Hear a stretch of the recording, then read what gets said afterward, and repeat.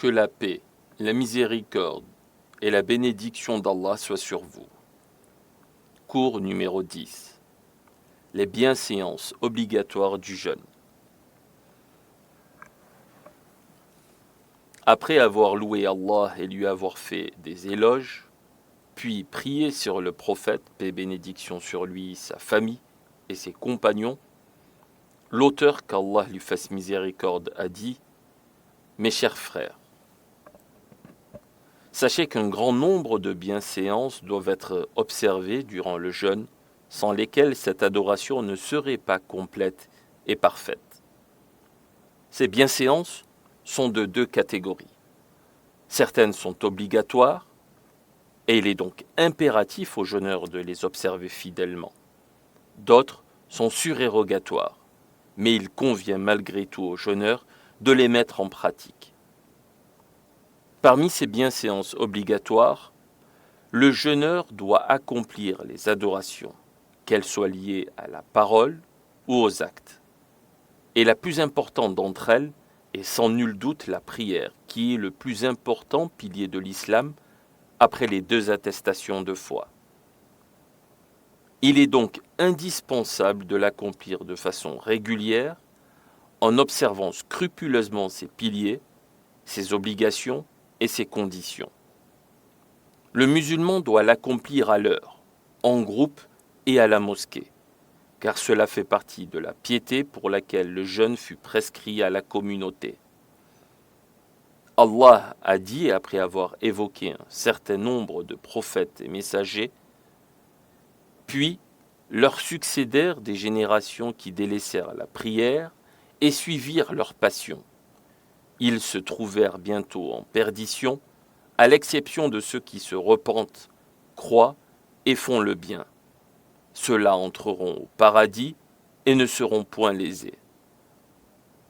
Certains jeûneurs négligent la prière en groupe alors qu'ils sont concernés par son obligation. Allah l'a ordonné dans son livre en disant, dans le sens du verset, « Et lorsque tu te trouves parmi eux et que tu les diriges en prière, qu'un groupe d'entre eux se mette debout en ta compagnie en gardant leurs armes.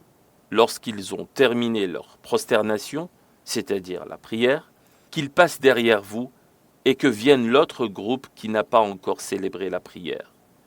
Qu'ils prient avec toi en prenant leurs précautions et en portant leurs armes. » Allah a donc imposé la prière en groupe pendant la guerre et en situation de grande peur. Qu'en est-il alors en temps de paix et de sécurité? Abu Hurayra, qu'Allah l'agrée, rapporte: un homme aveugle vint trouver le messager d'Allah, paix et bénédiction sur lui, et lui dit: Ô messager d'Allah, je n'ai personne pour me conduire à la mosquée. Le prophète, paix et bénédiction sur lui permit alors de prier chez lui. Alors qu'il s'en allait, le prophète, paix et bénédiction sur lui, le rappela et lui demanda: Est-ce que tu entends l'appel à la prière? Il répondit: Oui. Alors, le prophète, paix et bénédiction sur lui dit: Alors, réponds-y. Hadith rapporté par Muslim. Le prophète, paix et bénédiction sur lui, ne lui permit pas de prier chez lui alors qu'il était aveugle et que personne ne pouvait l'y conduire. Celui qui délaisse la prière en groupe aura non seulement délaissé une pratique obligatoire, mais se sera privé d'une récompense énorme et de la multiplication de bonnes actions. En effet, la récompense de la prière en groupe est décuplée. Comme le rapporte Ibn Omar, qu'Allah l'agrée lui et son père, le prophète, paix et bénédiction sur lui, a dit: la prière en groupe est meilleure que la prière effectuée seule, de 27 degrés. Hadith rapporté par Al-Bukhari et Muslim. Il se sera également privé des bienfaits sociaux de la prière en commun. En effet, elle permet d'instaurer l'amour et l'affection entre les croyants. C'est aussi un moyen pour l'ignorant de se cultiver religieusement et pour le besogneux de trouver de l'aide. En laissant la prière en groupe, le musulman s'expose à de lourdes sanctions et risque de ressembler aux hypocrites. Abu Huraira rapporte que le prophète, paix et bénédiction sur lui, a dit « Les prières les plus pénibles pour les hypocrites sont la prière du Isha et celle du Fajr. S'ils connaissaient leur récompense, ils s'y rendraient même en rampant. J'ai songé à annoncer la prière et à ordonner à quelqu'un de la diriger, puis à m'en aller avec d'autres hommes portant des fagots de bois afin de nous rendre chez des gens qui n'accomplissent pas la prière à la mosquée pour brûler leur maison sur eux. » Hadith rapporté par Al-Bukhari et Muslim. Abdallah ibn Mas'ud, qu'Allah l'agrée, rapporte que celui qui serait heureux de rencontrer Allah demain en étant musulman observe assidûment ces prières-là où on en fait l'appel. En effet, Allah a prescrit à notre prophète, paix et bénédiction sur lui, les voies de la guidée et ses prières en font partie. Si vous priez dans vos demeures, comme le fait cet homme qui ne vient pas à la mosquée, vous aurez délaissé la sunna de votre prophète, paix et bénédiction sur lui. Et si vous délaissez la sunna de votre prophète, vous vous égarerez. J'ai connu une époque où, parmi nous, ne manquait la prière en groupe qu'un hypocrite dont l'hypocrisie était connue de tous. On amenait même un homme appuyé sur deux autres afin de le placer dans le rang. Hadith rapporté par Muslim. Certains jeûneurs se laissent aller et dorment aux heures de prière.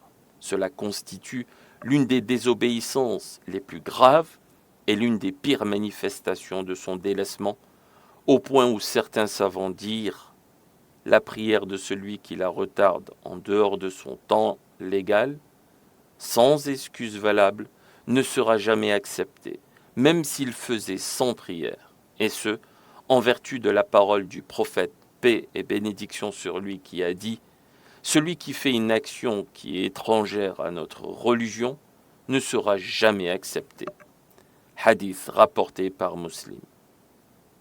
Faire la prière après son temps imparti est étranger à la religion du prophète, paix et bénédiction sur lui.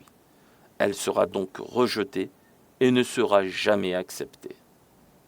Parmi les bienséances obligatoires, le jeûneur doit éviter tout ce qu'Allah et son messager ont interdit, dans ses paroles et ses actes. Il doit éviter le mensonge qui consiste à dire le contraire de la vérité, et l'un des pires mensonges est de mentir sur Allah et son messager en leur attribuant l'autorisation d'un interdit ou l'interdiction d'un acte licite. Allah dit dans le sens du verset « Et ne dites pas conformément au mensonge proféré par vos langues, ceci est licite et cela illicite, pour forger un mensonge sur Allah. Certes, ceux qui forgent un mensonge sur Allah ne réussiront pas. Ce sera pour eux une jouissance éphémère, mais ils goûteront à un châtiment douloureux. » Abu Huraira rapporte que le prophète, paix et bénédiction sur lui, dit que celui qui ment volontairement à mon sujet prenne sa place en enfer. Hadith rapporté par Al-Bukhari et Muslim. Et il a mis en garde contre le mensonge en disant « Méfiez-vous du mensonge, car le mensonge conduit à la perversité, et la perversité mène en enfer. Et l'homme ne cesse de mentir et de rechercher le mensonge jusqu'à ce qu'il soit inscrit auprès d'Allah comme un menteur. » Hadith rapporté par Muslim. Le jeûneur doit s'écarter de la médisance qui consiste à évoquer son frère en son absence avec des propos qu'il n'aimerait pas entendre. Que ces propos visent son physique, comme le fait de dire qu'il est boiteux ou aveugle, pour le dénigrer et le critiquer, ou qu'il vise son caractère, comme dire qu'il est bête, stupide, pervers, etc. Peu importe que ces défauts soient réels ou pas, car le prophète, paix et bénédiction sur lui, fut interrogé au sujet de la médisance, et il répondit « C'est d'évoquer ton frère par des propos qu'il n'aimerait pas entendre. » On lui demanda « Vois-tu si ce que je dis est vrai ?» Il dit « Si ce que tu dis est vrai, tu auras médit sur lui. Et si ce n'est pas vrai, tu auras menti sur lui. » Hadith rapporté par Muslim. Allah a interdit la médisance dans le Coran et l'a comparé à l'une des pires choses, manger la chair de son frère mort. Allah dit, dans le sens du verset, « Et ne vous médisez pas les uns les autres. L'un d'entre vous aimerait-il manger la chair de son frère mort? Vous le détesteriez. Lors du voyage nocturne, le prophète, paix et bénédiction sur lui, vit des gens qui avaient des ongles de cuivre avec lesquels ils se griffaient le visage et la poitrine. Il demanda « Qui sont ces gens, ô Djibril ?» Il répondit « Ceux qui mangent la viande des gens en les critiquant et salissent leur honneur. » Hadith rapporté par Abu Daoud et authentifié par Al-Albani. Le jeûneur doit également éviter le colportage qui consiste à rapporter les paroles d'une personne à une autre dans le but de semer la discorde entre elles. C'est un grand péché. Le messager d'Allah, paix et bénédiction sur lui, dit à son sujet « Le colporteur ne rentrera pas au paradis ». Hadith rapporté par Al-Bukhari et Muslim. Abdallah ibn Abbas, qu'Allah l'agrée lui et son père, rapporte qu'un jour, le prophète, paix et bénédiction sur lui, passa près de 2 tombes. Il dit « Ces 2 tombes-là sont châtiées, et ils ne le sont pas pour quelque chose de difficile à accomplir. L'un d'entre eux ne se purifiait pas de son urine, et l'autre colportait les paroles des uns aux autres. » Hadith rapporté par Al-Bukhari et Muslim. Le colportage cause des dommages aussi bien à l'individu qu'à la société tout entière. Elle divise les musulmans et sème la haine entre eux.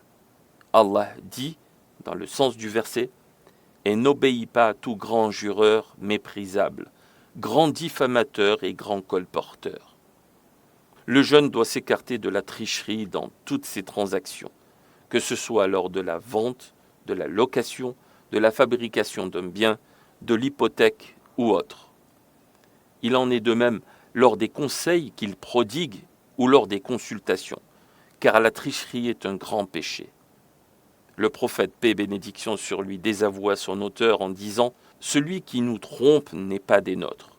Et dans une autre version, « Celui qui trompe les gens en général n'est pas des nôtres ».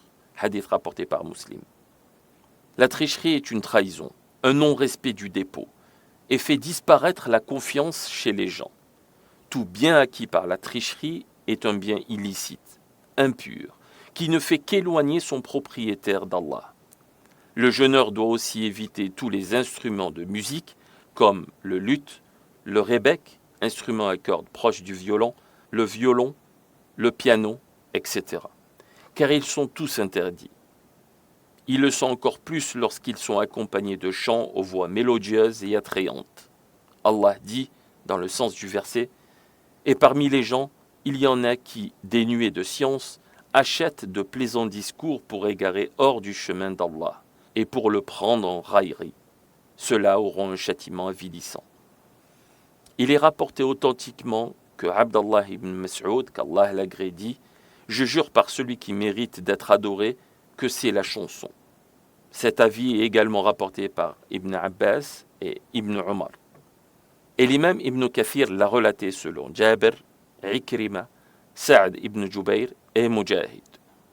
Al-Hassan, qu'Allah l'agrée, a dit « Ce verset fut révélé au sujet de la chanson et des instruments à vent. » Le prophète, paix et bénédiction sur lui, mit en garde sa communauté contre les instruments de musique et les a associés à la fornication en disant « Il y aura dans ma communauté des gens qui autoriseront la fornication, le port de la soie pour les hommes, l'alcool et les instruments de musique. » Hadith rapporté par Al-Bukhari. Al-Hir désigne le sexe, et il signifie ici la fornication au point où les gens s'y adonneront comme si elle était permise. Et à notre époque, cela s'est produit. Certaines personnes se sont mises à utiliser ou à écouter ces instruments comme s'ils étaient autorisés. Les ennemis des musulmans ont ainsi réussi à les tromper et à les détourner de l'évocation d'Allah et des choses importantes qui concernent leurs pratiques religieuses ou leur vie mondaine. Un grand nombre de musulmans se sont mis à écouter ces chants plus qu'ils n'écoutent la lecture du Coran, les hadiths ou les paroles de savants qui contiennent le détail des règles et des sagesses de la religion. Méfiez-vous donc, ô musulmans, des actes qui annulent le jeûne ou en diminuent la récompense. Préservez votre jeûne des mauvaises paroles et des mauvaises actions. Le prophète, paix et bénédiction sur lui, dit « Celui qui ne délaisse pas les mauvaises paroles, les mauvaises actions ou comportements, Allah n'a nul besoin qu'il se prive de sa nourriture et de sa boisson. » Hadith rapporté par Al-Bukhari. Jabir dit « Lorsque tu jeûnes, préserve ton ouïe, ta vue et ta langue du mensonge et des interdits. Ne cause pas de tort à tes voisins et pars-toi de recueillement et de quiétude.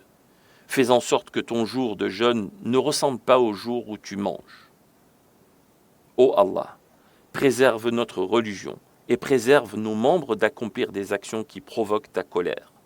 Et pardonne-nous ainsi qu'à nos parents et à l'ensemble des musulmans par ta miséricorde, toi qui es le plus miséricordieux des miséricordieux. Que les prières et les salutations d'Allah soient sur notre prophète Mohammed, sa famille et tous ses compagnons.